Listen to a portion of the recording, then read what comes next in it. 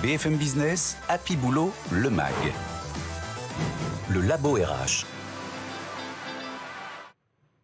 On va finir cette émission sur le burn-out. Mais vous allez voir, on a plein de solutions pour le prévenir, ce burn-out. C'est Imad Wakidi qui est avec moi. Bonjour Imad. Bonjour. Vous êtes le fondateur d'Olivia avec un H.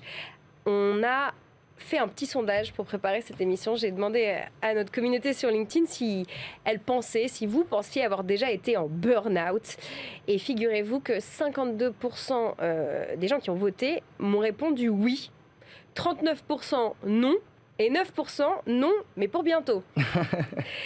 Bon, évidemment, c'est un échantillon assez peu représentatif, mais néanmoins, quels sont les chiffres dans la vraie vie du burn-out ? Tout à fait. Moi, je trouve qu'il est représentatif, en fait, ce chiffre, puisque à l'heure où on parle, en fait, un salarié sur deux s'est déclaré en détresse psychologique. Et aussi, aujourd'hui, en France, 2,5 millions de Français sont en situation de burn-out. Avéré. Avéré. Donc, et en face, on a 85 000 DRH d'entreprises de taille intermédiaire ou grand compte qui sont démunis face à la situation avec des solutions existantes qui sont très peu utilisées, par moins de 1% des collaborateurs et souvent quand il est déjà trop tard. Et ces 85 000 DRH, ils doivent gérer, ou en tout cas être concernés par ces 2,5 millions de personnes en situation de burn-out. Pourquoi ? Parce que l'employeur, l'entreprise a cette responsabilité d'assurer la santé, la sécurité des salariés. Tout à fait. L'entreprise a la responsabilité d'assurer la sécurité physique, mais aussi la sécurité psychologique des salariés. Et donc, il y a des actions à prendre par les DRH pour prévenir de façon positive en fait, des situations de burn-out. Alors, c'est vrai dans toutes les strates, entre guillemets, des travailleurs. Oui. Et c'est particulièrement vrai chez les managers. Presque un tiers des arrêts de travail des managers sont dus à des situations de souffrance psychologique. Un tiers des arrêts. Mais ça veut dire que c'est un coût pour notre sécu et puis pour nous tous. Oui, ça a un coût qui est assez énorme en fait, pour les entreprises qui impacte leur performance. Aujourd'hui, un coût moyen du mal-être s'élève à 14 000 euros par an et par salarié. C'est presque autant que l'aménagement du bureau. Oui. Avec un salarié, pour l'asseoir, l'éclairer, le chauffer, le nourrir, etc. C'est 12 000 euros, je crois, par an. En fait, la bonne nouvelle, c'est qu'il y a des solutions en fait, pour prévenir ce burn-out. Et alors, vous allez donner quelques conseils très pratico-pratiques. 5 ou 3 actions avec le temps qui nous reste pour améliorer la santé des collaborateurs. Qu'est-ce que vous nous diriez, votre top 3 ? Tout à fait. Donc la première chose, c'est qu'il faut en parler. Donc sensibiliser les collaborateurs sur des sujets de santé mentale. Et nous, c'est ce qu'on fait chez Olivia en proposant des kits de communication, des ateliers collectifs, des webinaires mensuels. La deuxième chose, comme vous l'avez dit, outiller les managers. Ils sont au cœur de l'équation de la santé mentale et du bien-être des collaborateurs avec des outils pour qu'ils puissent détecter, orienter et accompagner les collaborateurs.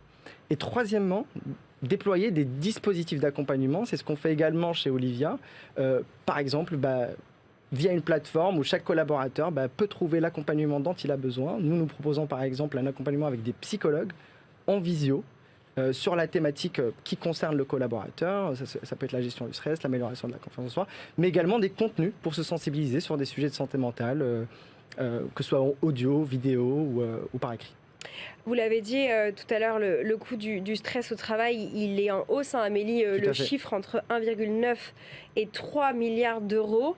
Plus de la moitié des Français qui éprouvent du stress, est-ce que finalement, ce n'est pas les cordonniers les plus mal chaussés ? Comment, quand on est manager, stressé au bord du burn-out, on peut assurer sa fonction de manager et d'être en capacité d'identifier ses équipes, ses salariés qui sont pas bien, mais aussi peut-être son top management ou le management au-dessus qui n'est pas bien. Comment on fait quand on voit déjà soi-même pas très bien ? Tout à fait. La réponse, je pense qu'elle est assez simple, c'est qu'il faut prendre d'abord soin de soi-même avant de prendre soin des autres. Et je pense qu'il faut apprendre à justement détecter et s'auto-détecter justement dans des situations de difficulté. Et je pense qu'il y a des signes avant-coureurs, des signes forts des fois, et puis d'autres signaux qui sont plus faibles. Donc effectivement, tout ça, ça s'apprend. Est-ce que vous observez, Imad et votre équipe, une grosse différence entre les PME et les grands groupes, entre le moral des petites équipes et celle des grandes équipes ? On n'observe pas de différence. Aujourd'hui, on a la chance d'accompagner avec Olivia 15 000 collaborateurs en France auprès de grands groupes comme la SNCF, EDF, Vinci ou encore Air Liquide et d'autres plus petites structures et on ne voit pas de différence au niveau de... C'est réellement un problème qui est global. Sensibiliser et libérer la parole autour du burn-out et même avant le burn-out, avant ça, le stress. Le conseil pour conclure, la chose que vos clients, vos prospects ne vous posent pas, la question qu'ils ne vous posent pas et que vous aimeriez pouvoir dire à chacun. Sensibiliser, parlez-en. Parler de la santé mentale, parler du problème, c'est ce qui va libérer la parole et permettre à chacun de s'autoriser, de prendre soin de soi-même. Merci beaucoup Imad Ouakidi, cofondateur d'Olivia. C'est la fin de cette émission.